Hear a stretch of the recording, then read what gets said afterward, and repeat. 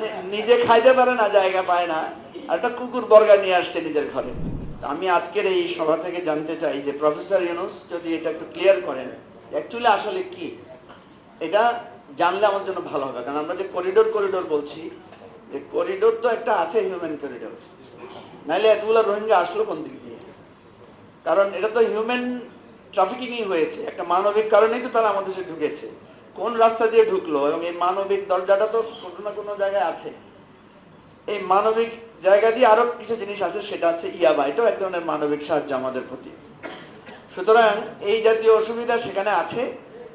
এখানে আমাদেরকে একটা সমাধানের জায়গা যেটা, সেটা হচ্ছে এটা একটা সহজ বিষয় না। আমার পাশে কামরুজ্জামান ভাই আছেন, উনি যদি আসলে একটা মানে সত্য ক্রু করতে পারতেন ভালোই হইতো, কিন্তু মিথ্যা ক্রুর কারণে চাকরি হারাইছেন, এটা আমাদের জন্য দুর্ভাগ্য। এরকম একটা ফ্যাসিস্ট সরকারের সময় তো উনি কিন্তু চমৎকার করে বলেছেন যে এইটা একটা ঐতিহাসিক সমস্যা। সুতরাং এই ঐতিহাসিক সমস্যা আপনি এড়িয়ে থাকলে হবে না। এখানে আমাদেরকে, আমরা চাই বা না চাই, আমরা এখানে অংশীদার হয়ে গেছি। সুতরাং আমাদেরকে এখানে একটা ভূমিকা রাখতে হবে। কথা হচ্ছে যে ইউনাইটেড নেশনসের এখানে একটা স্বার্থ আছে, পরাশক্তিগুলোর একটা স্বার্থ আছে। আমাদের স্বার্থটা কি? আমাদের স্বার্থ হচ্ছে এই রোহিঙ্গাদেরকে ফেরত পাঠানো। আমরা যদি এই হিউম্যান সাপোর্ট পাঠানোর উসিলায় রোহিঙ্গাদেরকে সেখানে পাঠাতে পারি, এটা আমাদের একটা বিরাট স্বার্থ। আমি আমার বোন নীলুফার চৌধুরী মনের সাথে দ্বিমত করছি যে আমরা আর একটা রোহিঙ্গাকেও এখানে আমরা গ্রহণ করতে চাই না।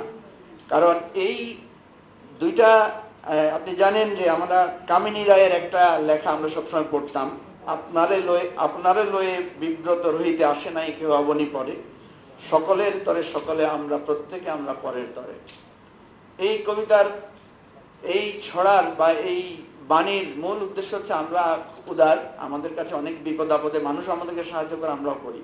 কিন্তু আমাদের নোয়াখালীর ভাষায় একটা কথা আছে, খুব খারাপ কথাটা, এখানে নোয়াখালীরা যারা আছেন তারা ভালোটা বুঝবেন। বলে যে নিজে হয় না জাগা, কুত্তা আনে বাগা। এটা আপনারা যারা নোয়াখালীর তারা বুঝবেন, খসরু ভাই নিশ্চয়ই বুঝবেন না এটা। আপনি বুঝছেন? উনি যেহেতু সন্দীপের লোক, উনি বুঝছে। নিজে হয় না ওরের, এটা কুত্তা আনিয়ে রাখের ঘরের ভিতরে, বুঝছেন না? মানে নিজে খাইতে পারে না, জায়গা পায় না, আর একটা কুকুর বর্গা নিয়ে আসছে নিজের ঘরে। তো আমাদের অবস্থাটা এই দুইটার মাঝামাঝি করেই আমাদেরকে একটা সমাধানে পৌঁছাইতে হবে।